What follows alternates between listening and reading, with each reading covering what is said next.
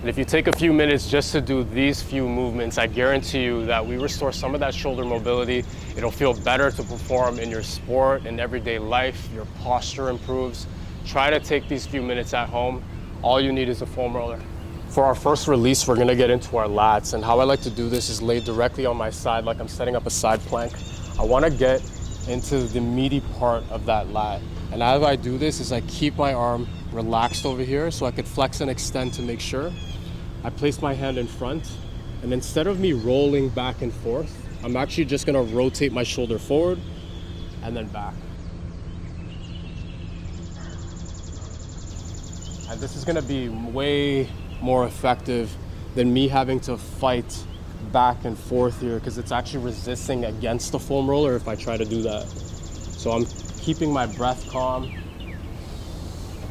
Huge exhales throughout.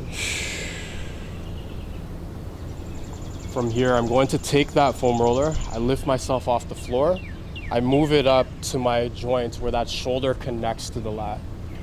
So I'm right into that shoulder, the back of that shoulder, I bring my elbow down, and now I could really feel the back of that shoulder start to get that release. I anchor myself in through here, and I'm just rotating through that shoulder. See how far you can get this fist down to the ground, because this is where you will find that tension area. And again, you don't need to roll back and forth. The movement of that joint will clear out that spot for you. And what we're looking for here is there a change of a feeling in that tissue. Next up, I'm gonna get into my rib area, or that serratus. So we call this like that punching muscle. So my boxers at home, this is the one for you for sure. A little bit lower than that lat and a little bit more in front. We take that pressure to the front of the rib cage / side. We then take that hand over again.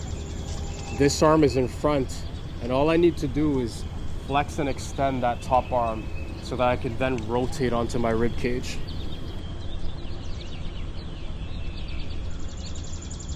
If you've never done this before, it does feel like the rib cage is almost bruised. It's not a great feeling, but if you can tough it out a little bit while breathing, it's super effective. It'll allow a little bit more range of motion through that shoulder. And again, what you're looking for is a change of feeling in that tissue. So if it started very intense and now it is alleviated, that's exactly the feeling we're going for. Moving on to our activations here, we're gonna set up for our loaded beast. I like to do this through our plank. So with our feet about hip width apart, we're gonna start to sit back, and as you sit back, drive the knees wide. The knees are very low to the floor. And if you think about an overhead position, what you're trying to go for is this range of motion right here. So as our hands are stuck into the ground, we're trying to get our armpits as close to the ground as possible. As I push forward, I lock my knees out, but I want to now round my upper back. As I sit back, I try to flatten the back out. Round the upper back as you come forward. Pressing out of the shoulders, then we sit back and flatten them again. For my next movement, I go through wave unload. I sit back here, my knees are still off the ground. I lock my knees out first, flattening out my back the best that I can. Tuck my chin, push my weight forward, round the upper back. My legs stay straight, arms stay straight, hips at their lowest point, not touching the ground. Lift the chin up. Reverse the order, chin, upper back.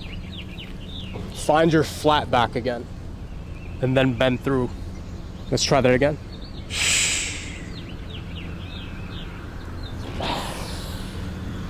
Again, hips do not touch the ground.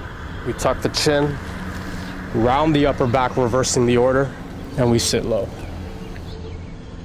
We're gonna then set up our reverse tabletop. So with our feet about hip width apart, they're completely flat. Press through the feet. Hands go back, fingers facing back. Find your crab. From here, you're gonna take your knees forward, and as you do that, your heels should actually start to come off. With your knees going down towards the ground, what we're trying to go for is a stretch through the front of the arms. So can you get your shoulders involved? Maybe the biceps, The quads are gonna get their own stretch.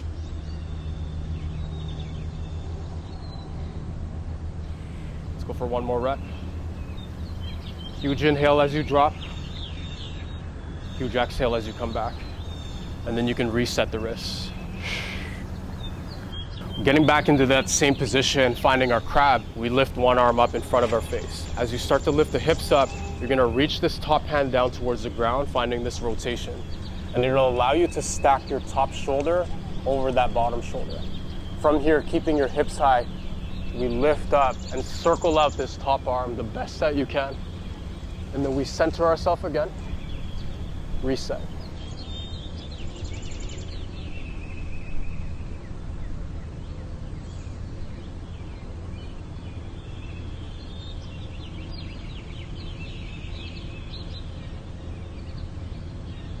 So again, I'm gonna try this on the other side. I lift up into my crab. I push out of that bottom shoulder. As I do that, I push over towards the floor with the top arm. Take the top arm, circle it out the best that you can. Finding the biggest wingspan as you do that. Let's go for one more here. I reach up with my hips. I push away from myself here with the top arm, circling out the top arm. Come back to the center. Reset back down. Whew.